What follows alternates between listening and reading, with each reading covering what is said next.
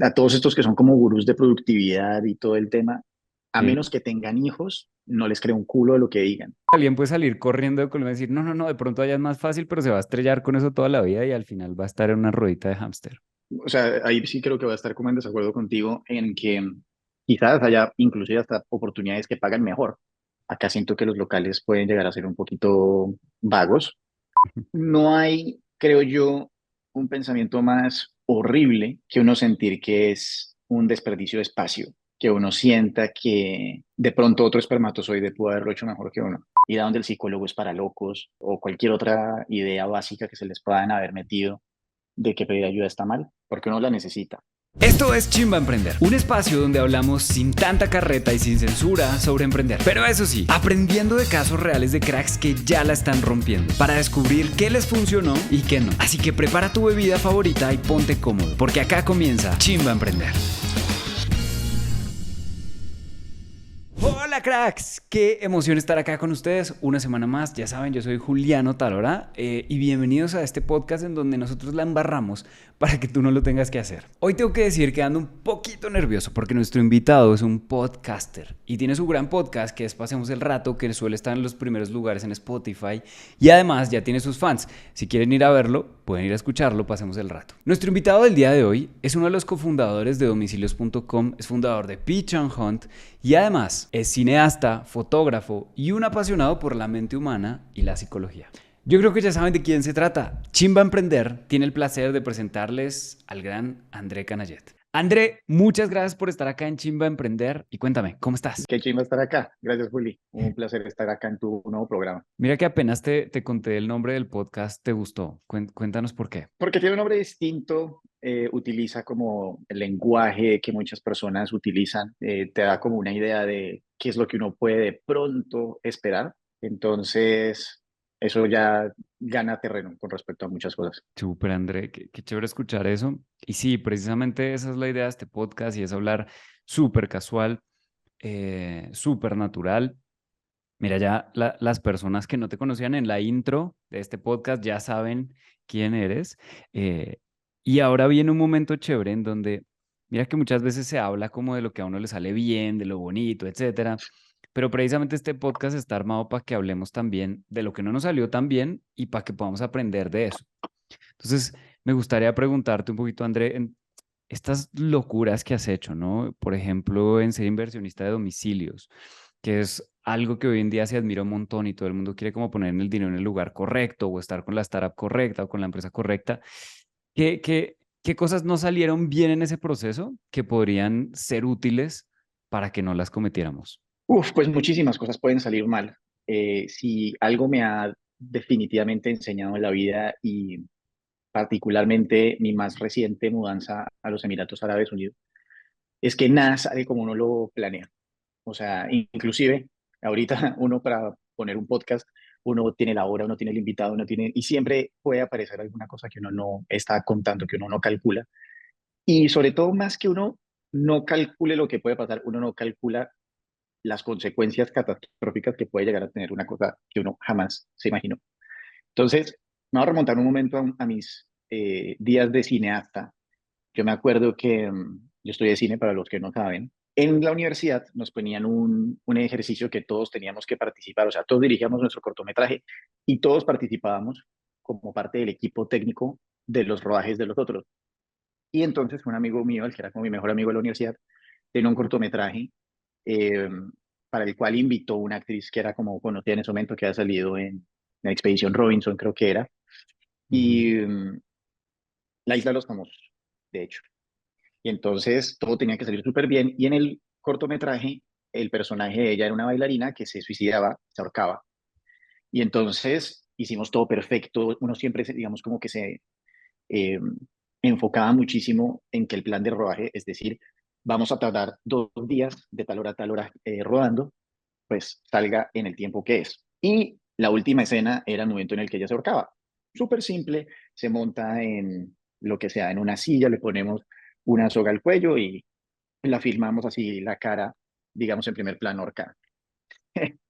Y el momento en el que, entonces, planearon tener un arnés, planearon tener todo para que ella no se ahogara y se pudiera hacer el efecto especial. y en el momento en el que hacen acción y la sueltan, empieza a girar. Y entonces literalmente no se le veía nunca la cara porque por la rotación de la Tierra, Claro. la gente no se queda así quieta, la cuerda empieza a girar sobre su propio eje. Y tocó buscar entonces en ese momento unas cantidades para dejarla quieta y se lograra. Luego, yo trabajando en tiempo final, nuevamente misma situación, había alguien que tenía que morir ahorcado. Y nuevamente, esta vez yo le dije al asistente de dirección, oiga, hay que ponerle unos nylons. Y el tipo, no, no, no, esto va a salir bien, no se preocupe. Yo, bueno, haga lo que se le dé la puta gana. Y literalmente les pasó la misma y se perdieron 45 minutos haciendo eso. Todo esto para decir con esa anécdota que lo mismo pasa, obviamente, en emprendimientos y en cualquier proyecto que uno tenga en la vida. Y que hay que, hay que saber que lo que sí es, hay que tener certeza que la incertidumbre es lo que va a suceder. Y pues en temas de emprendimientos pueden haber de todo tipo de cosas. Eh, que los socios sean más difíciles de tratar de lo que uno se imaginaba, que la gente no le gustaba el producto específico que uno estaba o el servicio que uno estaba ofreciendo y tocó pivotear la idea y cambiarlo a otra cosa.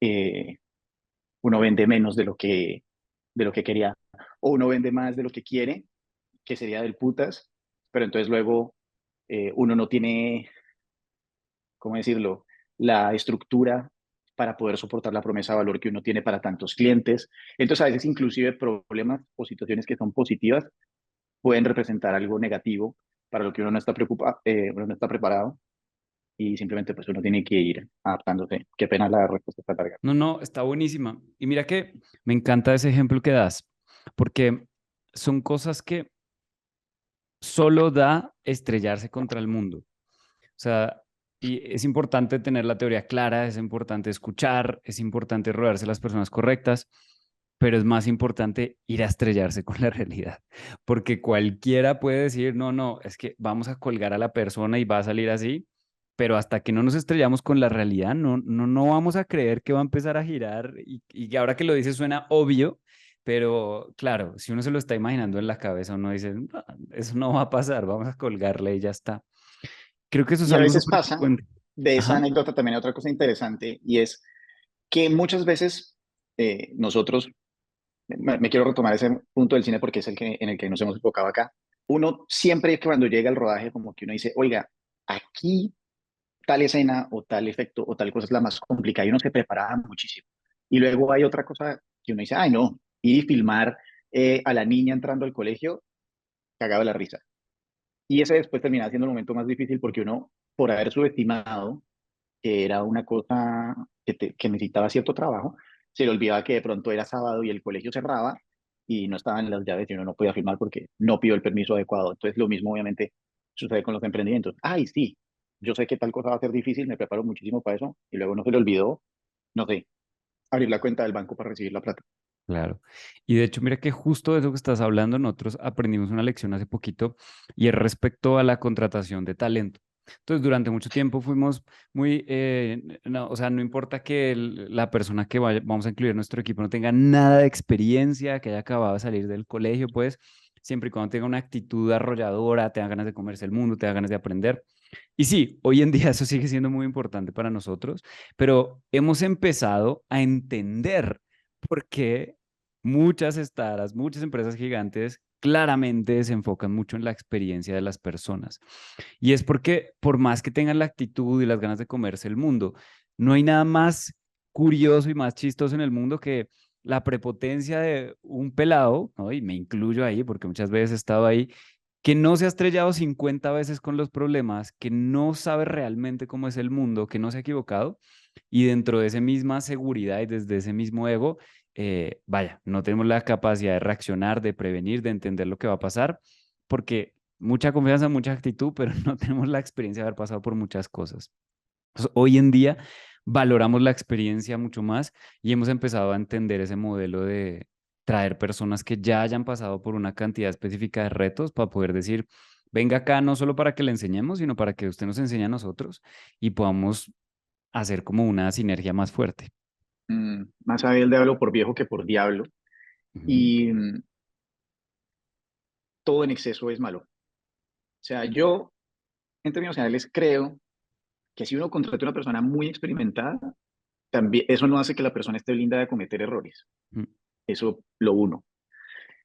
Yo creo que también muchas personas que son muy experimentadas y que de pronto pueden llegar a puestos senior, no necesariamente son las mejores para temas de startups, porque muchas personas de ese tipo de perfiles o que vengan digamos, como pasados corporativos muy fuertes, están acostumbrados a trabajar con los recursos de una empresa muy grande, a la que, comillas, no le duele perder plata tanto. Entonces, muchas de esas personas no toman riesgos, no son tan creativas, eso lo uno. Pero lo otro, también como, bueno, pues yo hago las cosas así como muy, no sé cómo decirlo, como blando, como sin alma. Son la típica persona que va a recoger su cheque grande y punto, y no necesariamente está sudando la camiseta. A veces puede llegar a ser bueno tener justamente de esos pelados de los que tú estabas hablando, que tienen mucha hambre y que no saben hacer las cosas, pero que las van a aprender. A fin de cuentas, todo es aprendible. Yo sí creo en eso 100%. Eh, y a mí, pues, digamos, no me gusta mucho ver lo que está pasando ahorita como en el mundo de los recursos humanos y todo este tipo de cosas. Uno puede entrar a LinkedIn y busca trabajos de entrada con 5 años de experiencia. Eso no es un trabajo de entrada. No, hay una cantidad de filtros y de trabas que están haciendo muy difícil para personas, inclusive con experiencia, que puedan acceder. Y tiene unas consecuencias muy importantes para los candidatos en el punto de vista personal, de que duden de que son capaces, de que pueden hacer, eh, y todo porque una persona llegó y puso unos documentos, los metió en un programa que además no va a cometer excepciones y simplemente dice, bueno, tiene que existir esta persona ideal, que es la que tiene que venir acá. Entonces a mí me parece que definitivamente a la hora de contratar y de armar un equipo, lo más importante, más que si es experimentado o no experimentado, en mi opinión, es que cumpla la cultura de la empresa. Una persona que uno diga, este man de verdad vibra con lo que somos pues digamos en el caso tuyo, neuropúblico. Eh, Eso por lo pronto. Si es experimentado, es una ficha buena que funciona para eso, fenomenal.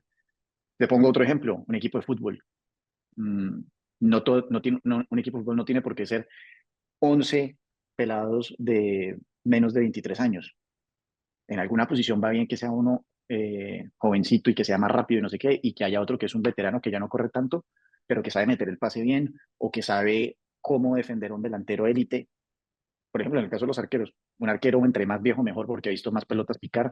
Entonces, todo es interpretativo. Sí, de acuerdo, de acuerdo. Y tiene mucho que ver también con entender el momento en el que está la empresa.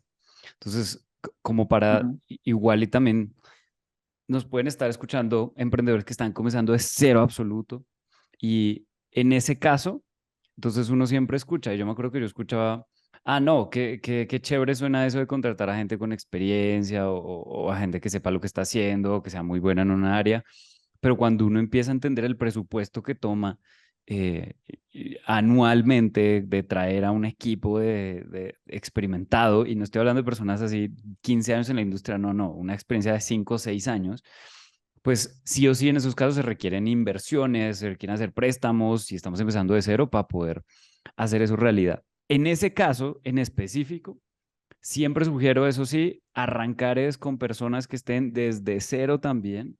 No necesitamos al más experimentado en ese punto. Necesitamos ahí sí a los de la actitud, a los que se quieren comer el mundo, a los que quieren soñar, a los que quieren hacer el pase y también hacer el gol, porque al principio se necesita eso, ¿no?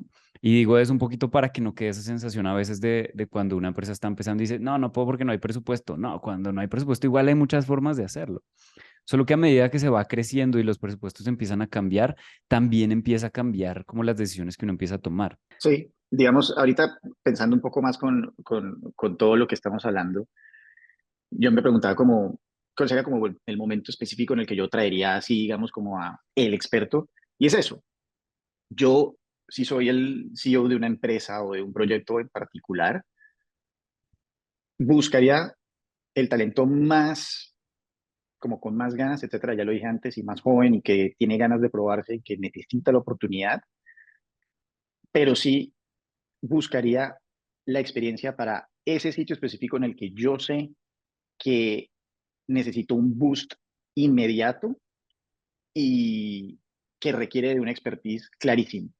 Entonces, digamos, yo, por ejemplo, ahorita para mi podcast, eh, tomé una decisión para este año en el que yo ya venía haciendo todo, ¿no? Yo venía haciendo las piezas gráficas, venía editándolo, hacía las preguntas antes, etcétera, etcétera. Pero digamos, yo no necesariamente soy el mejor como para growth en YouTube y tal. Entonces llegué y dije, voy a contratar a alguien experto que ya haya hecho muchísimo de esto y que me pueda hacer absolutamente todas estas cosas que me roban el tiempo a mí. O sea, yo ya sé cómo funcionan, pero va a tener alguien que es experto en hacerlo, es decir, lo va a hacer mejor que yo, lo va a hacer más rápido que yo, pero yo de todas maneras tengo un conocimiento de qué es lo que ellos van a estar haciendo para que yo también pueda controlarlo. Porque a veces lo que pasa es que al uno no conocer lo que es experto sí sabe, a uno simplemente lo matonean y le pasan por encima y, es lo, y se ocasiona eso que les describí anteriormente. El tipo que está ahí como encima de las nubes, yo sé todo, ustedes no, vengo, cobro mi cheque caro, nadie lo puede tocar, se vuelve indispensable y no necesariamente está rindiendo bien. Entonces, yo traería justamente al experto para que sea un especialista. Es como volviendo al equipo de fútbol, o el arquero, o el delantero que se ha visto todas las pelotas y sabe cómo meterlo de chilena, taquito, cabezazo, de fuera del área, penalti, todo. Es un gran Ese man aprendizaje. no puede fallar. Ese man Claro. no puede fallar. Eso es lo que yo diría.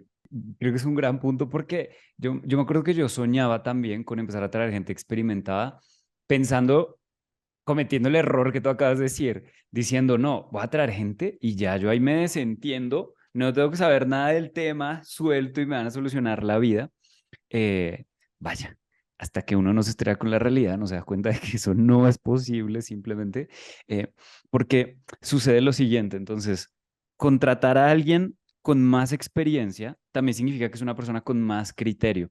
Seguramente tiene más edad, por lo tanto tiene más madurez, lo que significa que sus opiniones son mucho más fuertes y que si está bien contratado es una persona que defiende lo que piensa.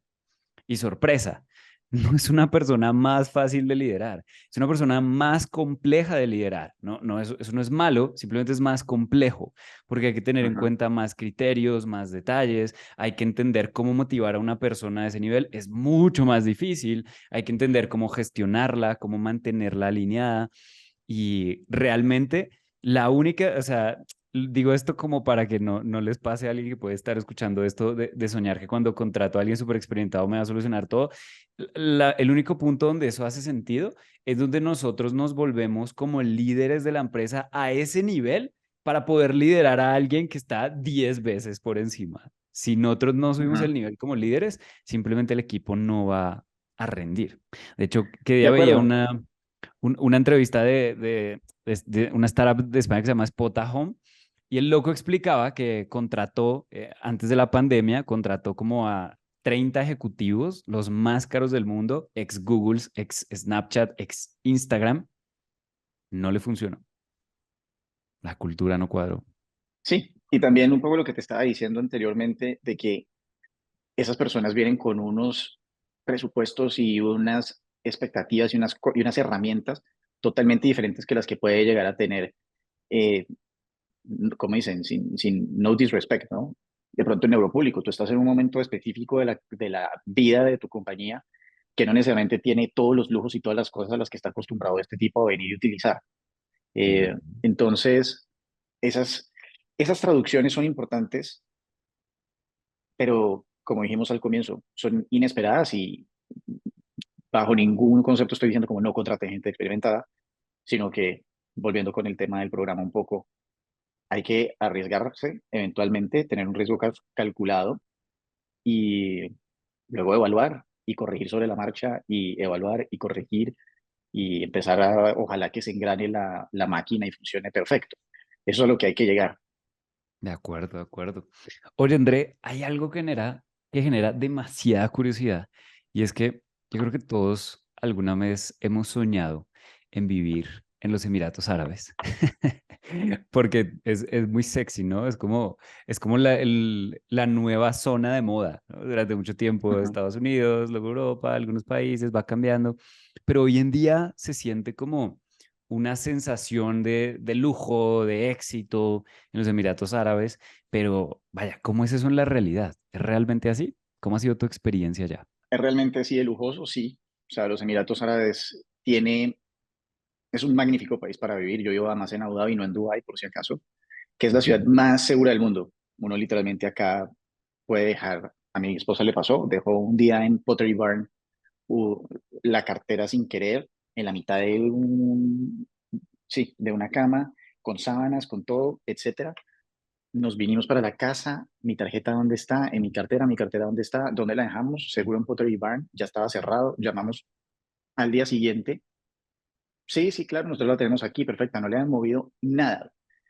Haga eso usted en Falabella, en Unicentro, en Baila. Bogotá, no sucede, sin ánimo de decir nada de que Falabella y Unicentro son inseguros, es el contexto de Colombia, social. Eh, y entonces, acá es absolutamente seguro, no puede caminar relajado a la 1 de la mañana, lo que sea. Eso número uno, la seguridad. Lo otro, hay una adopción muy interesante de todas las cosas nuevas. Acá no hay como prejuicios con respecto a cualquier negocio, cualquier idea es bienvenida. No, que tengo Ok. un negocio de gafas que cambian de color con como me estoy sintiendo. Ah, ok, buenísimo. Mire, este es el man que tiene las gafas que cambian de color. Que sea bueno o malo, ya después el mercado dice, pero acá cualquier idea es bienvenida. Están siempre buscando adaptar cosas y, pucha, y hacen las cosas muy bien. Tiene una mentalidad ganadora. A mí me impresiona lo que han hecho en este país en cuestión de 50 años, que era un arenal, y ahorita tienen básicamente todo lo más del mundo, el edificio más grande, la piscina más profunda, en fin, una cantidad de cosas, siempre con una ambición de crecer. Eso me fascina de vivir acá. Digamos, no me quedó del todo claro cuál era la pregunta, pero sí, Emiratos sí tiene como esa vida de glamour. Creo que más bien por el contrario, donde es distinto a lo que la gente se imagina. Creo que la gente tiene unas preconcepciones de cómo es el tema religioso y para las mujeres es muy relajado. Esto literalmente es, no sé, Estados Unidos, pero con musulmanes andando por ahí, pero no exigen mucho más de uno, excepto que respete como las mezquitas. Ahí sí uno no puede ir como con ropa corta ni nada por el estilo. De ahí para adelante, uno vive tranquilo como es en su país. Entonces, pues nada, es un excelente sitio para vivir y muy contento. Para alguien que quiere ir a vivir allá, especialmente para un emprendedor, ¿qué le dirías? Lo que pasa es que tiene que tener en cuenta que acá las cosas son mucho más caras precisamente porque es un, eh, un desierto que no produce comida. Entonces, digamos, la comida acá es muy cara, las cuentas y los precios en términos generales son caros. De la misma manera, uno es remunerado caramente, pero uno tiene que lograr como crear la atracción o tener un flujo de dinero constante que funcione para poder tener un estilo de vida, digamos, digno.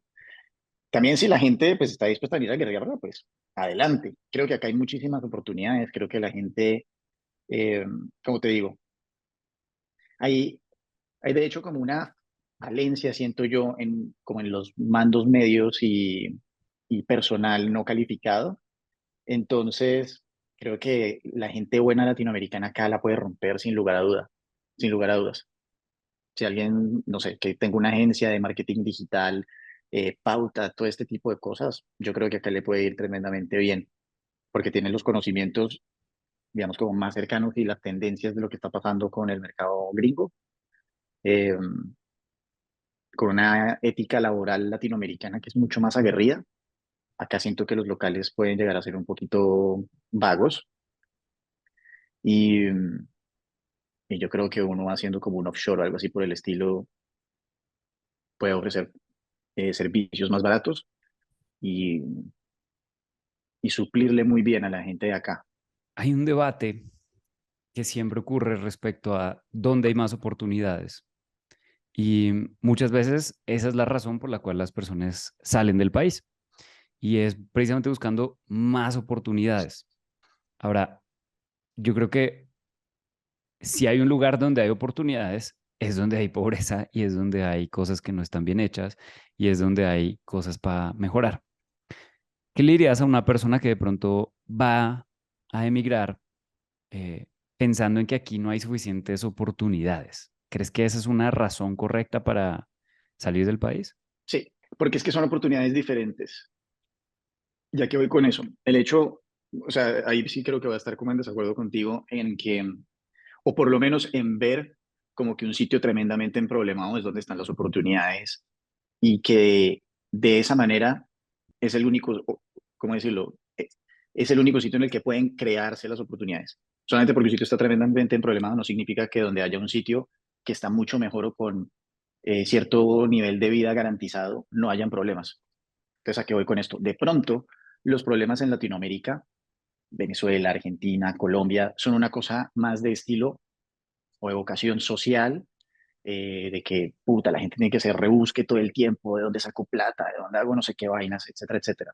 Pero, por ejemplo, acá en Emiratos Árabes, yo, por ejemplo, ahorita que estoy trabajando de agente inmobiliario, me he dado cuenta que hay una cantidad de problemas impresionantes dentro de la industria de ser agente inmobiliario. Entonces, hay un nicho que requiere ayuda. Hay un nicho que requiere que se simplifiquen los procesos, que la información sea más clara, que sea más eh, veraz, más acertada, que los procesos mejoren en sí para que la venta, por ejemplo, o el arriendo de un apartamento sea mucho mejor. Entonces, porque aquí no tenemos necesariamente esos problemas que pueden existir en Latinoamérica, no significa que aquí no haya oportunidades. Quizás haya inclusive hasta oportunidades que pagan mejor, porque entonces están solucionando eh, las dificultades de un nicho donde hay, de hecho, plata que está dispuesta a invertirse para que sea más eficiente. Mientras que de pronto en el otro lado, muchas veces nosotros lo podemos ver con emprendimientos de lo que vemos a veces en Shark Tank o en las ferias que hay, que es un poco más el emprendimiento como el que hice antes el chiste, ¿no? ¿No? Las gafas que cambian de color, pues sí, es un problema, ok, pero es más un negocio como de rebusque. ¿Hasta qué momento va a funcionar ese negocio? No lo sabemos, hasta que la gente se mame de que la gente sepa cuál es su emoción. Pero en este otro caso, si nosotros logramos solucionar cómo funciona la máquina de toda una industria, pues de ahí en adelante van a irse contigo hasta que venga una nueva tecnología o algo que cambie ese sistema. No sé si logré explicarlo bien. En mi mente eso no súper elocuente, pero Hay algo importante y es que creo que también una persona que emigre pensando que hay más oportunidades afuera o que de pronto es más fácil o hay más dinero, que todo eso es cierto, es más fácil, bueno, no es más fácil, pero sí hay más dinero y hay oportunidades y clientes y mercados con mayor poder adquisitivo. Creo que también igual y se puede estrellar con una realidad de que igualmente hay que meterle el power, hay que trasnocharse, hay sí, que sufrirla, hay que 100%. hacerle Eso sí se traduce intensamente. igualito. Y Eso sí como es sí. que lo digo porque alguien puede salir corriendo de Colombia y decir, no, no, no, de pronto allá es más fácil, pero se va a estrellar con eso toda la vida y al final va a estar en una ruedita de hámster. 100%. O sea, supongo que ahí de pronto lo que estás intentando como decir o lo que entiendo es como, ay, si migro todos mis problemas se van a acabar y definitivamente no, simplemente sale un nuevo set de problemas. Exacto. Ahora hay otras situaciones que no, como dijimos al comienzo, que no me estaba esperando, que necesitan mi atención, que necesitan una solución diferente a como las hacía allá. Por ejemplo, eh, yo decía, bueno, nos venimos a Emiratos, qué chimba, lo máximo. Y de entradita, ¿quién va a cuidar a la bebé? ¿Cómo hacemos nosotros para salir y unirnos a la fuerza laboral y hacer nuestras cosas y tener el tiempo para tener nuestras vidas y que pues, nuestra hija esté creciendo con suficientemente atención de sus padres, que bueno, en Colombia entonces uno tiene esa red de apoyo, acá no. Entonces, por ejemplo, eso es otro claro ejemplo de cosas que uno pronto no necesariamente, o bueno, yo no pensaba en su momento cuando me vine para acá y, y que en cambio pues tiene una cantidad de consecuencias inesperadas que, que termina haciendo una bola de nieve y hace que todo el muñeco y el plan que uno tenía se vaya para el carajo. Justo que hablas de este tema de la familia. Mira que algo que quería preguntarte es, ¿cómo se llega a gestionar ese equilibrio con la familia y los proyectos? Si podemos invitar a un amigo para que venga y nos cuente y me cuente cómo se hace, estoy abierto a hacerlo. Ahí el otro día en Twitter o en alguna de las redes vi un meme muy interesante o un tweet que decía como a todos estos que son como gurús de productividad y todo el tema, a Sí. menos que tengan hijos, no les creo un culo de lo que digan. Y es totalmente cierto. No tengo la respuesta más allá de que uno tiene que empezar a bloquear sus tiempos y,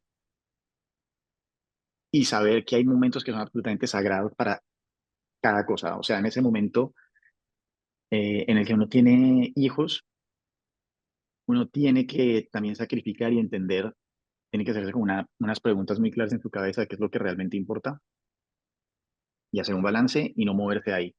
Y uno dice, los fines de semana de 8 a 12 es con mi familia, vamos a estar ahí, no sé qué, almorzamos, no sé qué, luego le dejo mi bebé con la abuela, luego nos vamos, mi esposa y yo, y tenemos un poquito de quality time, luego en la noche volvemos, mandamos hojas de vida, trabajo en no sé qué, le doy a mi emprendimiento, eh, los domingos, cada 15 días es una salida solamente con los amigos, es lo que tengo, punto, parte y final. Se acabó Ujú. verme con mis amigos cada 8 días, viernes, sábado y domingo, no, solamente una vez cada 15 días mm, y listo. O sea, para ejercicio, puta, que me toca levantarme a las 4:30 de la mañana, pues si tanto le gusta hacer ejercicio y cumplir con las otras vainas, pues se levanta a las 4:30, hace ejercicio, luego está con su hija, le da el desayuno hasta que venga alguien que lo ayude, usted se puede ir a trabajar, regrese en la noche, se duerma a tiempo para poder dormir sus 7 horas y levantarse a las 4 de la mañana. O sea, hay que hacerlo. O uno ya decir, por ejemplo,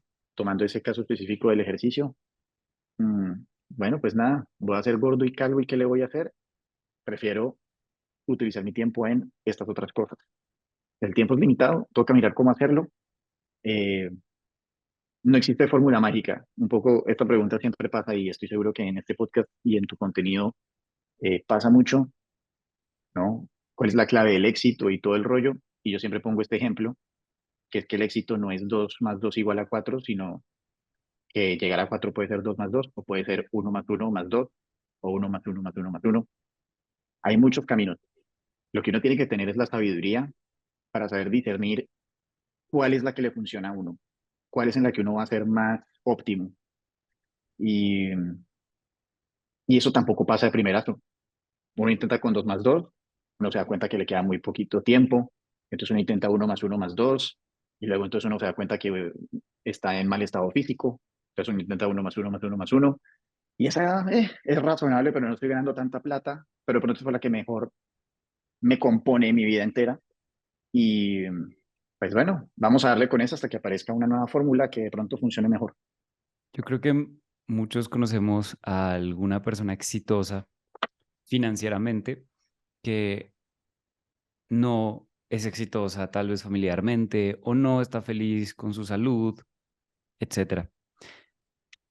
De hecho, hay una cosa, un comentario frecuente que he venido escuchando con las personas de mi generación. Tengo 25 años y muchos, digamos, de 24, 23, 22, 18, y es algo súper frecuente escuchar: yo no quiero tener hijos. Eh, ¿Tú qué opinas de eso? Depende cuál es su matriz de felicidad. A ti que te gusta tanto Gary Vee, él siempre, bueno, de hecho me acabo de acordar, de hecho que lo dices Grant Cardone, no importa, pero bueno, chévere por Gary Vee. Pero Grant Cardone dice que no existen las, como, eh, escasez de éxito. El éxito está en todas partes y solamente depende de que tú escojas qué es exitoso para ti. Tú tienes que armar tu definición de éxito y si para una persona lo primordial en su vida es su carrera, eh, sus proyectos, pasar tiempo con sus amigos y estar relajado todo el tiempo, etcétera, etcétera, o solamente tener una pareja por la que viaja por todo el mundo y es nómada digital, qué puta sé yo, pues no tiene ningún sentido tener hijos, porque claramente tener hijos es una responsabilidad muy grande y, y se lleva muchísimo tiempo si uno quiere ser un buen papá, uno también puede ir y regalárselo a la niñera, pero el día de mañana pues algo va a pasar con esa persona y yo, por ejemplo, en mi definición de ser papá y de ser exitoso, no está en ir y regalarle a mi hija a una niñera y que no comparta conmigo o que no comparte con mi esposa. Nuevamente, los sacrificios. Nosotros de pronto preferimos sacrificar algunas cosas, pero que estemos con mi hija un poco más presentes. A mí me encanta ser papá, me encanta ser esposo, me encanta la familia.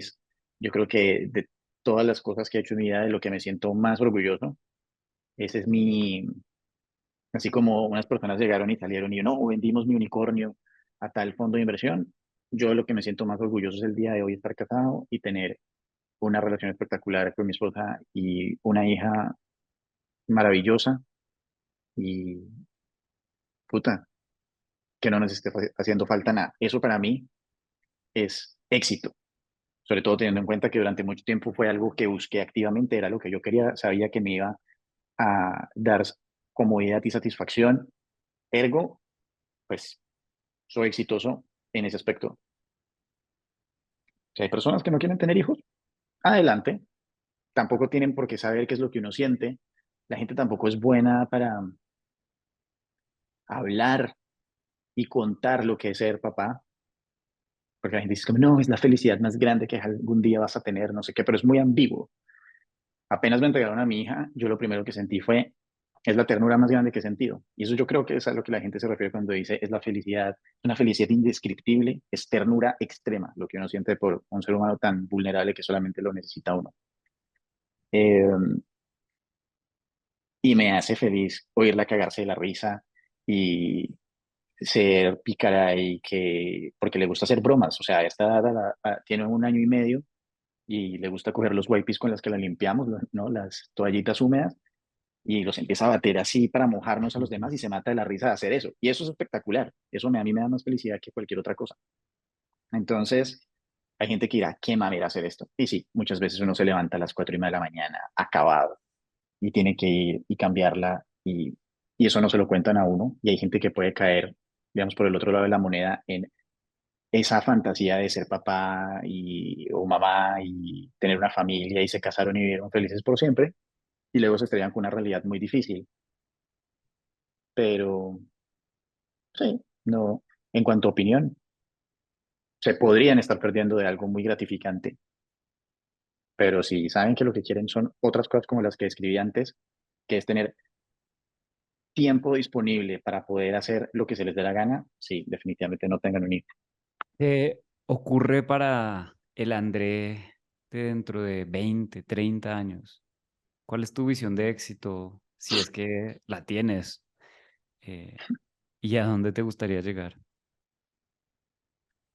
Ay, la pregunta del millón, siempre.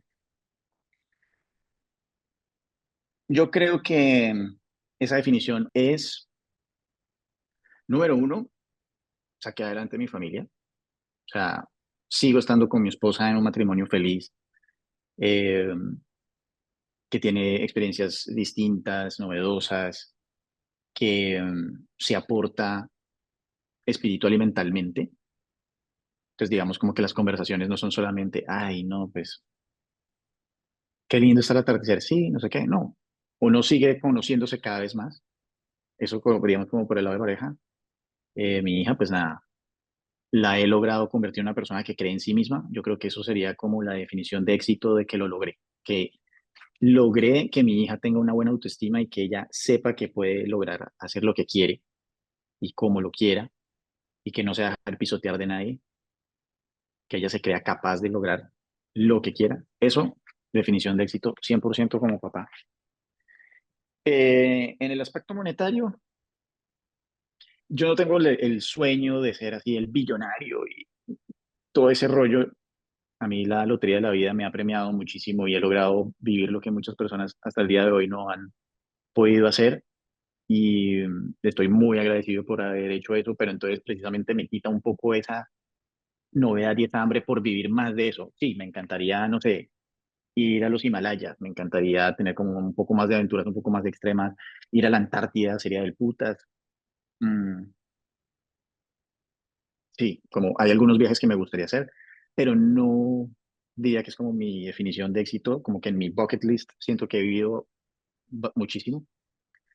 Y en cuanto a dinero, como digo, más importante que dinero para mí en esa definición que tú dices de 20 años, yo creo que es más bien haber construido algo eh, impactante que me apasione, algo que sea como mi proyecto de verdad, que yo dije, este es al que me le voy a dedicar yo, como cuando veo a algunos de mis amigos en, ¿no? 30 debajo de 30 de Forbes y todo ese tipo de cosas, tener ese proyecto que es por el cual me reconocen y saben cómo es ese proyecto, y es algo que me apasiona profundamente.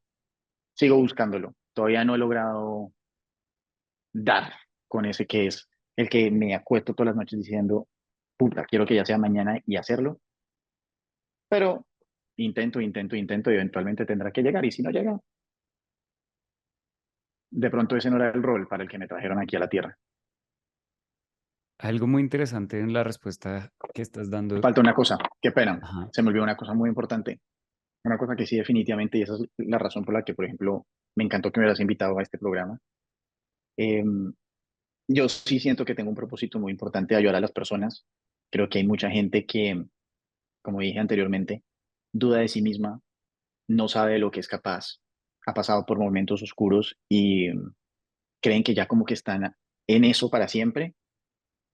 Creo que con mi podcast, mm, de aquí en 20 años, sí, yo creo que una cosa que me gustaría definitivamente en esa visión de éxito es mi podcast. Es uno de los más escuchados y la gente sintoniza constantemente mi podcast porque les ayuda a cambiar sus vidas y la manera en la que ven el mundo. Entonces, eso. Tu respuesta ha sido increíblemente clara y yo creo que no es coincidencia. De hecho, he detectado un Gracias. patrón claro en personas que considero exitosas y que admiro, y es que la visión tiene siempre cierta resolución. Y normalmente es una resolución alta en las personas exitosas. ¿Qué quiere decir eso? Que básicamente hay una dirección más o menos, un foco que cambia constantemente y que puede variar y que puede que en el camino termine siendo completamente diferente, pero hay una visión fuerte. Y la razón por la que creo que esto es tan importante es porque como seres humanos terminamos siendo felices, terminamos estando satisfechos con nuestra vida cuando sentimos que estamos avanzando, ¿no? A veces nos creemos el cuento de que cuando vamos a llegar vamos a ser felices y eso nunca es cierto. Somos felices es cuando sentimos que estamos llegando a la meta. Llegamos a la meta, nos aburrimos, queremos la siguiente, el juego infinito del ser humano. Y mira que Progreso. incluso progreso, exacto. Y incluso en este momento, cuando tú estás hablando de que va a pasar a 20, 30 años, pues mira que te va a dar gasolina para gozarte los próximos 10, 15, 20, sintiendo que estás yendo en esa dirección y al fin y al cabo dándote esa intención, esa claridad. Y creo que un aprendizaje que puede quedar de esto, que a mí me hubiera encantado que me lo hubieran dicho antes, es que hay que soñar todos los días y hay que creer que ese sueño va a pasar. Que pase o que no pase es completamente independiente, pero es que a veces nos da miedo decir, yo quiero que en 20, 30 años tener esto. Para algunos va a ser la familia, para otros va a ser quiero tener 80 Ferraris, para otros va a ser tener una startup del $1 billón, tener un unicornio. Para cada quien es completamente distinto. Pero cuando nos da incluso susto pensarlo, siento que nos empezamos a apagar como seres humanos, ¿no? Como que se nos apaga ahí una llamita, dejamos de tener esa visión a largo plazo que nos mantiene como vivos, sin obsesionarnos con llegar allá, ¿no? Porque de hecho, como tú lo dijiste ahorita, en el proceso uno va a tener momentos difíciles, se va a chantar, y de hecho, sé que en algún momento tú pasaste por un momento difícil y esto es algo de lo que a veces no se habla o es tabú para muchas personas, pero pasaste por una depresión Varias veces. varias veces. Quisiera preguntarte cómo fue y qué podrías decirle a una persona que puede estar ahí en este momento. Pues es una absoluta mierda porque no hay, creo yo, un pensamiento más horrible que uno sentir que es un desperdicio de espacio, que uno sienta que de pronto otro espermatozoide pudo haberlo hecho mejor que uno, por ponerlo en un término muy coloquial, eh, que no aporta valor. Es tremendamente frustrante. Pero lo peor es que muchas veces, y esto lo conecto con la segunda pregunta, todo parte de una gran falacia que es que uno no se da cuenta que la gente lo percibe uno mejor de lo que uno es, o lo admira por cosas que uno jamás imagina que lo admirarían a uno, solamente que uno es muy autocrítico con uno mismo, muchas veces por factores externos, por cómo uno lo criaron, hay factores biológicos, hay, en fin, una cantidad de cosas que pueden afectar para una depresión. Entonces, digamos, en mi caso no era como una cosa biológica ni química, sino era más una situación de absoluta y total soledad en la que yo andaba por las cosas, las vicisitudes de la vida. O sea, hubo un problema muy claro que tuve con unos amigos del colegio cuando estaba en décimo, que combinado con que yo vivía en la puta mierda de Bogotá y estaba en un colegio que era solamente de hombres, hacía que yo tuviera cero contacto, eh, digamos, con la sociedad y mucho menos con el género femenino, cosa que ocasionó que entonces cuando yo entré a la universidad para mí ver una mujer era, mejor dicho, o sea, un extraterrestre. Y eso a su vez, eso me daba una gran frustración desde el punto de vista de que yo decía, yo por qué no logro tener una novia, yo por qué no logro, eh, sí, o sea, ¿será que tengo algo equivocado conmigo? Era una persona tremendamente insegura porque no tenía esos resultados en ese ámbito social.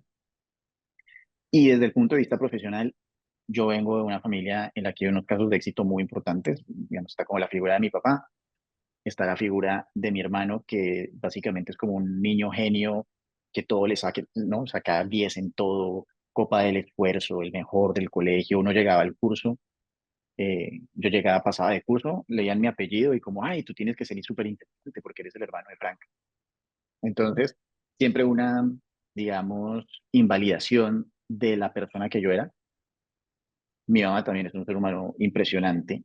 Ella es una crack en el mundo de ser mamás y digamos que yo era como la oveja negra porque era un excelente estudiante, pero no era como ellos tres que siempre eran, lo que te digo, todos eran dieces. Entonces, yo tenía un nivel de autocrítica jodidísimo y yo, por ejemplo, en mi época de literato, escribí una novela, iba como por la página 80 lo que sea, yo se la mostré como a 20 personas, familia, amigos, profesores, y hubo un solo profesor que me dijo que le parecía una absoluta mierda. Yo no pude con eso, fui la que me borré de los disquetes, del email, de todas partes su existencia, la pulvericé. Eh, Eso, por ejemplo, un caso, yo llegaba y me salía de las carreras cuando algo me salía mal, yo decía, retiro los cursos, no, chao, puta, porque no podía con la crítica. Entonces, afortunadamente, tuve un encuentro en una clase de literatura con Piedad Bonet, una profesora y escritora novelista muy, y poeta muy famosa en Colombia, también de Latinoamérica. eh, y en un encontrón que tuve con ella, ella me recomendó ir al psicólogo y le agradezco hasta el día de hoy a ella que me haya dicho eso. Entonces eso también sería otro consejo que yo le digo a las personas que pueden estar pasando por eso, porque que no tengan miedo de pedir ayuda, que no crean que ir a donde el psicólogo es para locos, que, o cualquier otra idea básica que se les puedan haber metido de que pedir ayuda está mal, porque uno la necesita. Eh, y todo el mundo tiene algo que aportar. Y de pronto lo único que necesita es así como cuando uno va a la peluquería, un espejo detrás para que le dé un poquito de perspectiva y uno se dé cuenta que las cosas no están tan mal como uno cree. Y de ahí empezar a crear ese ciclo virtuoso que lo saca a uno adelante a lograr lo que uno quiere. Entonces, nuevamente, otro ejemplo de fútbol. Es muy difícil cuando uno es el último equipo de la liga o de los últimos tres que uno pierde y pierde y pierde y pierde, voltearlo. Y siempre lo que dicen en psicología deportiva es, para cambiar el ciclo perdedor, hay que empezar a hacer pequeñas cosas ganadoras. Entonces empieza uno haciendo un buen pase, luego dos buenos pases consecutivos, tres, nada, hasta que metió un gol. Entonces ya uno no perdió 5-0 pero perdió 3-1, luego de repente empata, luego de repente gana y luego empieza a ganar consistentemente. Eso está ahí a la vuelta de la esquina. Lo que pasa es que uno, esas primeras victorias son tan pequeñas que uno no las reconoce y no les da el valor. Entonces creería que otro buen consejo sería celebrar todas las victorias, por patéticas y pequeñas que le puedan parecer a uno, para crear el ciclo virtuoso. De hecho, todos los high achievers tienen una relación en donde pueden tender a tener depresión, a tener ansiedad y a tener un montón de distorsiones, ¿no? No es tampoco algo eh, infrecuente. Y precisamente porque cuando una persona es un high achiever y quiere lograr cosas increíbles y cosas difíciles y cosas que no han logrado otros, la verdad es que por dentro crea algo increíble y los demás le dicen, oiga, está muy chévere, pero por dentro uno de pronto dice, pues yo no le veo lo increíble, yo estoy viendo algo Ujú. 10 veces en el futuro y las personas ya les gusta esto, no, ¿cómo así? Eso no tiene sentido, no les creo, me lo estarán diciendo pues para quedar bien, para consentirme, pero realmente es Sí. como una sensación de siempre ir más allá, ¿no? Y, y creo Y que, eso, por ejemplo, eso de lo que tú acabas de hablar son, por ejemplo, algunos de los filtros mentales en los cuales uno no tiene la capacidad para salirse de esto sin ayuda de un psicólogo. mm, Eh, Eso que tú acabaste de mencionar, es como, oiga, eso está muy bueno, y uno, no, eso es una mierda. Uno tiene ese filtro de por debajear lo que uno hace. No, sí le gustó, pero porque es mi mamá, ¿verdad?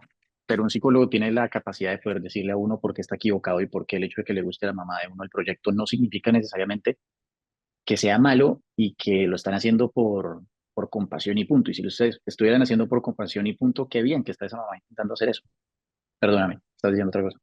no, de acuerdo. Y creo que al fin y al cabo tener este tipo de situaciones que tú acabas de decir, si bien son súper malas, a mí me encanta siempre no, siempre suena el cliché, ¿no? Mírale el lado bueno. Pues yo no sé, yo nací con un chip en la cabeza donde automáticamente le veo el lado bueno a las cosas.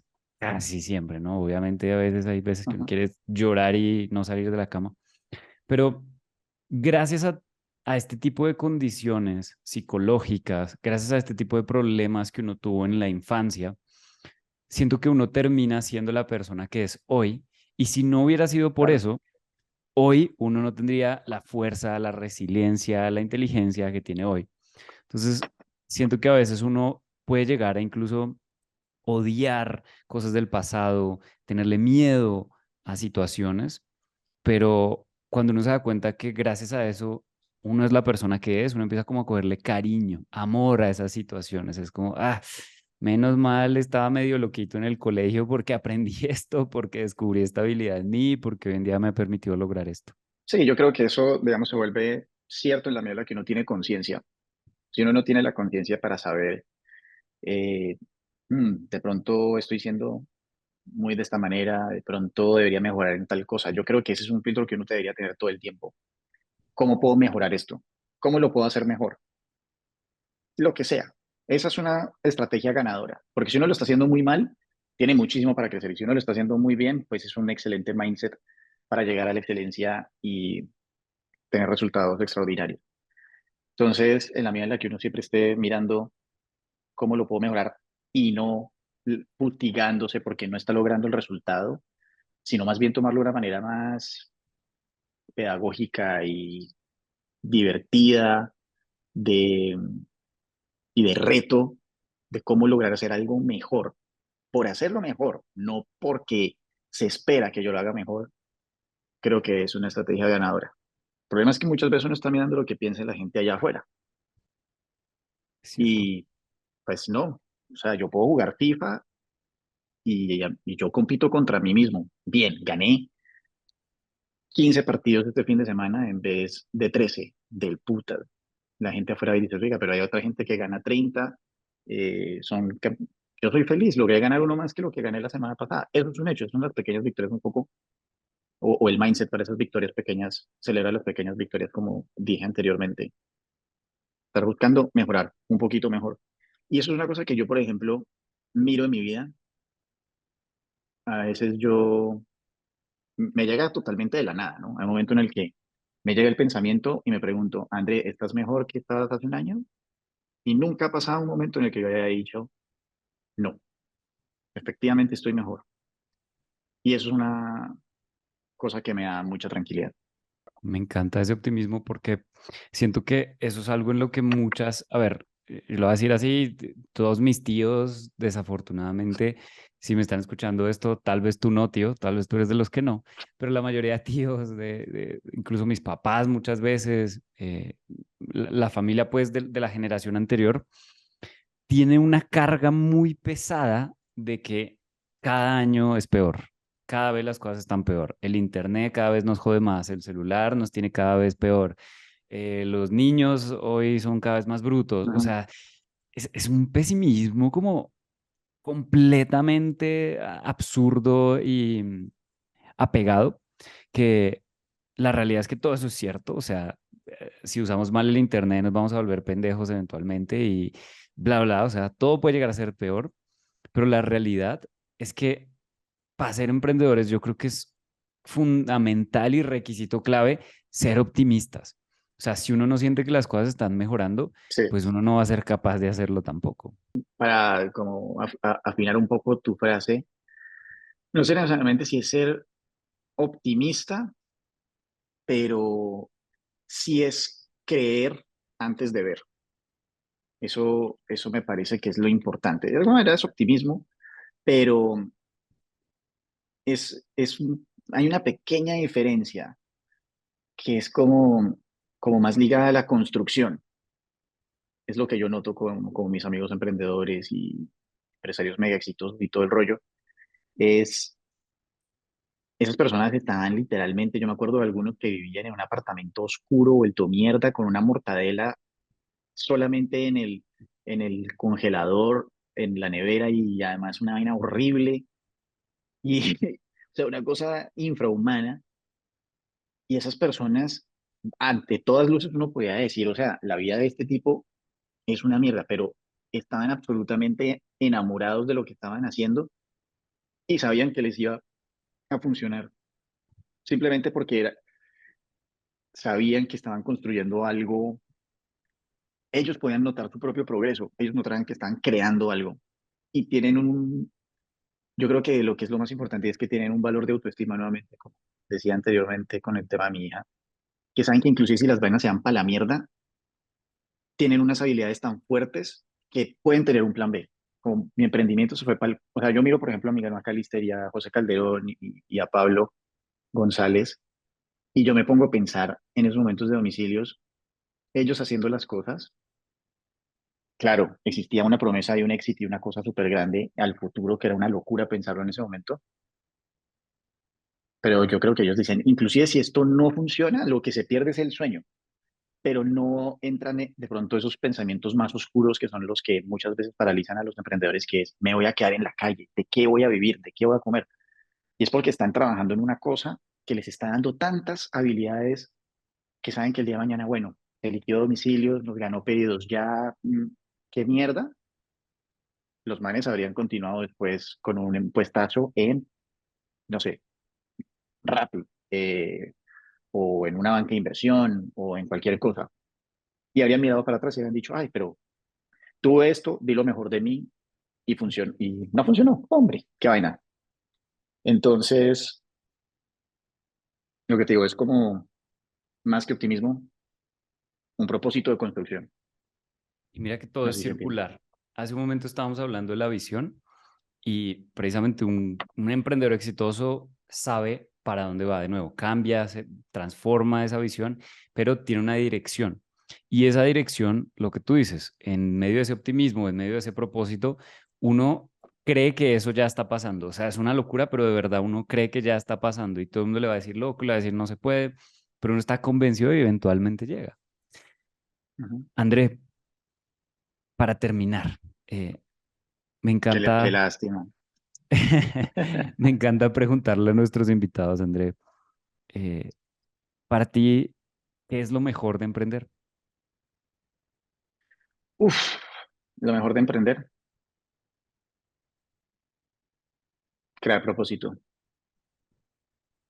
No existe nada más que eso, crear propósito, darle un significado a la vida de uno. Esa es la diferencia que tienen todos los emprendedores con cualquier otra profesión que haya en el mundo. Porque hay personas que trabajan en banca de inversión y para algunos esa es su pasión y su vaina perfecta, lo encontraron. Ganan un huevo billete y lo hacen. Tal. Hay algunos que son chefs y no ganan tanta plata, nada, pero están haciendo lo suyo. Pero muchas de las personas, pero para complementarlo, hay personas que están en esas carreras que simplemente lo están haciendo por la plata y ya, y odian lo que hacen y no necesariamente cumplieron algunos sueños de su infancia.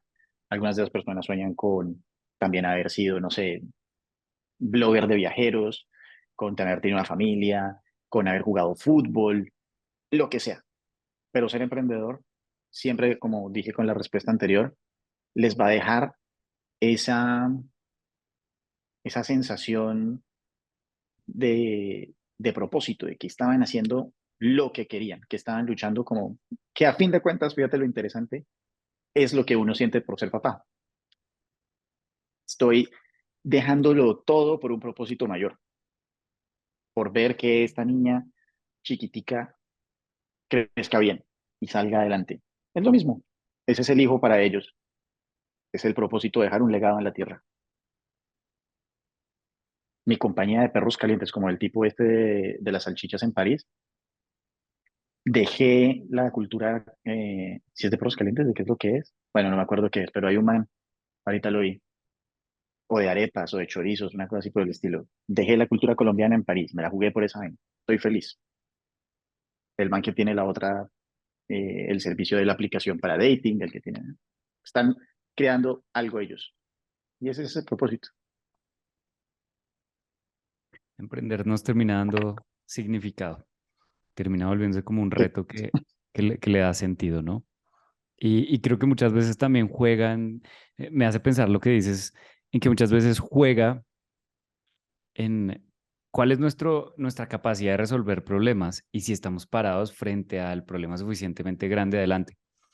Y creo que emprender muchas veces es eso, ¿no? Sentimos que tenemos una gran capacidad para resolver problemas y por lo tanto el propósito que nos conectamos a eso tiene que ser también grande y difícil y nos complicamos en vez de poderlo hacer sencillo.